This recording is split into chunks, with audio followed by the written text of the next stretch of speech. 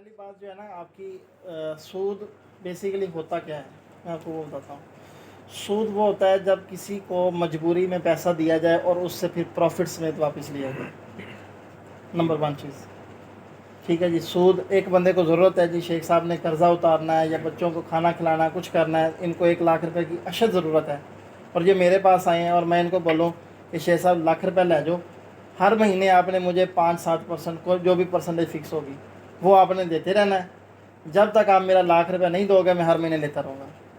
अब शेख साहब 2 साल 3 साल 5 साल मुझे 5-5 हज़ार रुपये देते जा रहे हैं, ये इनसे 1 लाख रुपये नहीं दिया जा रहा, मैं लेता जा रहा हूँ प्रॉफिट।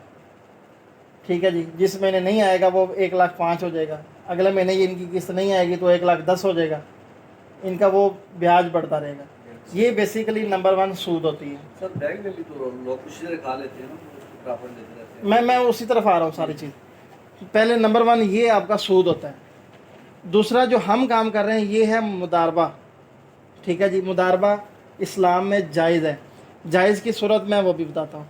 मुदारबा में क्या होता है कि सर एक बंदा, इसको इस्लामिक पॉइंट ऑफ व्यू से कहते हैं अरबी में रब्बुल माल, कि वो एक बंदे के पास पैसा है, वो दूसरे बंदे को दे रहा है कि तू काम कर, उसको मुदारबत कहते हैं कि ये काम करेंगे, पैसा आपका है, आप रब्बुल माल हैं, ये मुदारबत है।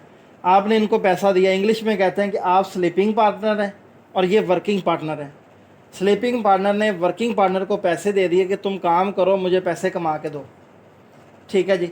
अब इसमें 2-3 शर्तें होती हैं। शर्त पहले ये होती है कि ये कोई ऐसा काम ना करे जो इस्लाम में मना है, जैसे कसिनो, शराब, ये वो इस तरह के जो काम है, स्मगलिंग है, कोई दहशतगर्दी में, ये ऐसा कोई बिज़नेस नहीं होना चाहिए। दूसरा इसमें होता है कि आपकी जो प्रॉफिट है वो फिक्स नहीं होना चाहिए। अब ओमनी स्टॉक में देखें, आप जो पैसा ओमनी स्टॉक को देते हैं, नंबर वन आपकी मजबूरी कोई नहीं है, कंपनी की कोई मजबूरी नहीं है, ये सूद में नहीं आ रहा। आप अपनी खुशी से कर रहे हैं, बिज़नेस करने की नीयत से। कंपनी ले रही है बिज़नेस करने की नीयत से। आपका जो पैसा इन्वेस्ट होगा वो सारा टेक्नोलॉजी में सर्व होता है। कंपनी के 15 टेक्निकल सिस्टम है, उन्हीं टेक्निकल सिस्टम में ही पैसा खर्च होना है, मार्केटिंग कंपेन पे खर्च होना है। आपका कोई कंपनी का ऐसा बिज़नेस नहीं है जो इस्लाम में मना है, लाइक कोई शराब, ये वो, ऐसा कोई धंधा नहीं है। फिर जो आपको कंपनी प्रॉफिट देती है वो फिक्स नहीं होना चाहिए, वो भी फिक्स नहीं है। परसेंटेज फिक्स है, प्रॉफिट फिक्स नहीं है।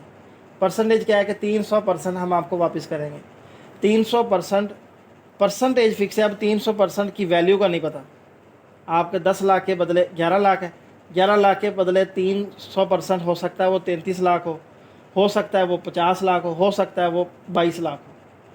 ठीक है जी। अब ये आ गया, आपकी प्रॉफिट वैल्यू भी फिक्स नहीं है, परसेंटेज फिक्स है। परसेंटेज हमेशा फिक्स होती है, जैसे मैं कहूँगी जब हम 50-50 के पार्टनर हैं, अब 50% तो फिक्स है, वैल्यू नहीं पता कि 50 की वैल्यू कितनी है। अब यहाँ पे भी 300% फिक्स है, वैल्यू फिक्स नहीं है कि कितनी होगी। फिर चौथी चीज़ इसमें आ जाती है कि आप डायरेक्ट पैसे के बदले पैसा नहीं एक्सचेंज कर सकते। अब यहाँ पे भी एक मीडियम आ जाता है, ओमनी शेयर। आप अपने पैसों से लेते हैं डॉलर, डॉलर से लेते हैं ओमनी शेयर, ओमनी शेयर को आप बेचते हैं, लेते हैं डॉलर, डॉलर बेचते हैं, फिर आप लेते हैं पाकिस्तानी रुपीज़। तो दरमियान में एक मीडियम आ जाता है जो आपके डायरेक्ट पैसे की एक्सचेंज को भी रोक देता है। फिर चौथी, पाँचवीं चीज़ बल्कि इसमें आ जाती है, वो तो बल्कि कहने की भी ज़रूरत नहीं, सबको पता है कि नॉन मुस्लिम के साथ बिज़नेस करना भी जायज़ है, इसमें कोई बात नहीं है। सही है। आप देखें साहब-ए-किराम की ज़िंदगी, यहूद ने सारा को उन्होंने ज़मीनें दी होती थी, जी, कॉन्ट्रैक्ट पे दी होती थी कि वो लोग काम करते थे और वो किराया वसूल करते थे, पैसे लेते थे। तो सरकार ने इजाज़त दी हुई है। बिल्कुल ऐसे आप सरकार ने कर्ज़े लिए हुए हैं यहूदियों से, ईसाइयों से, काफरों से। तो नॉन मुस्लिम के साथ बिज़नेस में भी कोई बात नहीं, इसमें परसेंटेज भी, प्रॉफिट वैल्यू भी फिक्स नहीं है। फिर मजबूरी में भी आप नहीं दे रहे, फिर आपका पैसा भी किसी गलत काम में इस्तेमाल नहीं हो रहा, हर चीज़ के लिहाज से क्लियर है। कहीं पे भी कोई डाउट नहीं है कि जो हमें लेके आए कि यार हम शायद गैर शरई कोई काम कर रहे हैं, ऐसा कुछ नहीं है। बाकी हर काम आपने देखें, हर चीज़ में आप ख़ुद ज़िम्मेदार हैं उसको शरई करने या ना गैर शरई करने। अब मोबाइल है मेरे हाथ में, मैं इससे कुरान पाक भी पढ़ सकता हूँ, मैं इससे मुजरे भी देख सकता हूँ। ठीक है, मैं इसमें गैर शरई भी काम कर रहा हूँ और मोबाइल से मैं इस्लामी काम भी कर सकता हूँ। अब मेरी चॉइस है कि मैं करूँ क्या। हम अल्लाह पाक ने हमें सेंस दी है, तो हर जगह पे ऐसे है, झूठ बोलेंगे तो गुनाह है, चोरी करेंगे गुनाह है, ज़िना करेंगे गुनाह है, कुछ भी करेंगे गुनाह है, गलत जो इस्लाम में मना है। اب ہم کر رہے ہیں تو وہ سارے غیر شرعی ہیں، نہیں کر رہے ہیں تو شرعی ہیں. ہاں یہی بات. تو سارا ہمارے اختیار میں سر سب کچھ، ہم نے کیا کرنا ہے. تو یہاں سے پیسہ کما کے آپ کسی غلط جگہ پہ لگا دیں گے تو ایسا حرام، حلال پیسہ بھی حرام ہو گیا. تو باقی سسٹم کی طرف سے ایسا کوئی چیز مسئلہ نہیں ہے، اسلامی کوئی بات نہیں ہے کسی بھی پوائنٹ آف ویو سے دیکھ لیں. بلکہ ہمارے ساتھ بے شمار مفتیان کرام نے پیسہ انویسٹ کیا ہوا ہے. اسد عباسی صاحب آپ کے ساتھ ہیں، مفتی ہیں. میرے ساتھ. پھر دوسری بات جو آپ کر رہے ہیں شورٹی کی، تو شورٹی میں دیکھیں سب سے پہلے آپ پیسہ کسی بندے کو نہیں دیتے. آپ اپنے پیسوں سے، میں بلکہ اس کو انویسٹمنٹ بھی نہیں بولتا، آپ اپنے پیسوں سے پرچیزنگ کرتے ہیں، شیئرز خرید کے اپنے پاس رکھتے ہیں. آپ کو اپنے پیسوں کا نیم البدل مل گیا کہ آپ نے پاکستانی روپیز دیے، آپ کو بدلے میں شیئرز مل گئے. اب شیئرز کی ویلیو اوپر نیچے ہونے سے آپ کا پروفٹ اوپر نیچے ہونا ہے. اب آپ کو جیسے آپ نے زمین لے لی، اب بھلے وہ نقصان میں جا رہی ہے، 70 لاکھ والی وہ 9 لاکھ میں آ گئی، لیکن ان کے پاس زمین کا ٹکڑا ہے، موجود ہے. اب ہو سکتا ہے کہ 2025 26 28 30 میں کہیں جا کے وہ 70 لاکھ والا ان کا کروڑ میں بھی سیل ہو جائے یا پورے 70 میں ہو جائے. تو چیز موجود ہے. اسی طرح آپ کے پاس ایک شے آ گئی، آپ کے پاس شیئرز آ گئے. اب شیئرز کی ویلیو اوپر نیچے ہو سکتی ہے. اب الحیات تھا، اسمارٹ گروپ ہے، فلاں فلاں، یہ کمپنیوں میں کیا ہے کہ آپ کے ہاتھ میں کچھ بھی نہیں آتا. آپ پیسے دے دیں گے، وہ جا کے کہیں گے جی ہم نے انویسٹ کر دیے، پتہ نہیں کہاں کی، نہیں پتہ. اب یہاں پہ آپ نے پیسے دیے، شیئرز لے کے اپنے پاس رکھ لیے، آپ کے پاس چیز آ گئی، اس کی پرائس اوپر نیچے ہو سکتی ہے. وہ یہ نہیں کہ وہ غائب ہو جائے، سارا کہانی ختم ہو جائے، ایسا کوئی سین نہیں ہے، کیونکہ یہ ڈی سینٹرلائز شیئر ہے. ابھی بلاک چین پہ بھی آپ اس کو دیکھیں گے. پھر اس میں شیئر کی ویلیو کے اوپر ہمارے پاس ایک بہت بڑی اتھارٹی ہے، فائنینشیل سروسز اتھارٹی FSA، جو کہ امریکہ کا ایک بہت بڑا ادارہ ہے، جس سے دنیا کے بڑے بڑے بینکس ریگولیٹ ہوتے ہیں، وہیں سے ہمارا ادارہ ریگولیٹ ہے. تو ہمارے پاس ریگولیشن موجود ہے، ہمارے پاس ویل کیلکولیٹڈ پلان موجود ہے، اسلامک پوائنٹ آف ویو سے جائز ہے سب کچھ. کانفیڈنس الحمدللہ زبردست ہے. آپ ہمارا پاسٹ اٹھا کے دیکھ لیں، وہ سارا شاندار ہے. تو یہی چیزیں ہوتی ہیں کسی بھی کام میں پیسہ انویسٹ کرنے کے لیے. آپ ہمیشہ پاسٹ دیکھتے ہیں کہ یار پہلے ان کی کیا پرفارمنس تھی. آپ نے کسی ٹاؤن میں گھر لینا ہے، پلاٹ لینا ہے، اپارٹمنٹ لینا ہے، تو آپ کیا کریں گے، اس کا دیکھیں گے نا بیک گراؤنڈ کیا ہے، اس نے پہلے کیا کیا ہوا ہے، ڈیلیور کیا کیا ہوا ہے. تو آپ اس کا بیک گراؤنڈ دیکھیں اور بسم اللہ پڑھیں سر. ہر چیز سر جینین ہے، بہترین نظام چل رہا ہے سر. باقی فیوچر اللہ کو پتہ ہے، ہم پرڈکٹ کر سکتے ہیں کہ یار ایسے ہونا ہے. پرڈکشن ہمارے ہاتھ میں ہے، انالیسز ہم کر سکتے ہیں، اللہ پاک نے عقل دی ہے، تو اس کی بھی ہاف پہ چیزیں دیکھی جاتی ہیں.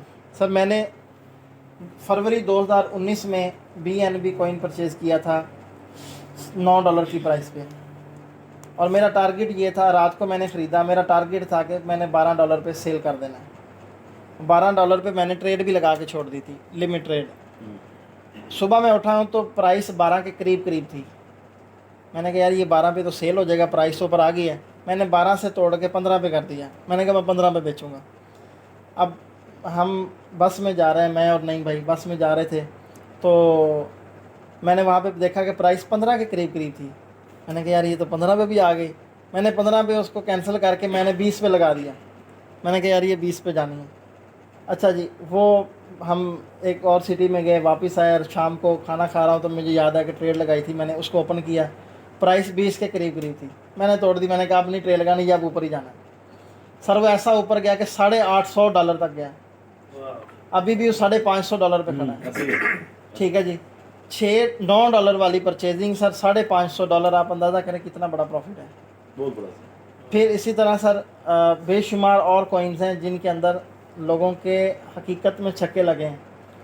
آپ سینڈ باکس، مانا، تھیٹا، ICP، ان 4 کوئنز کو صرف اسٹڈی کر لیں، صرف 2020 سے 24 کی پرفارمنس 4 سال کی.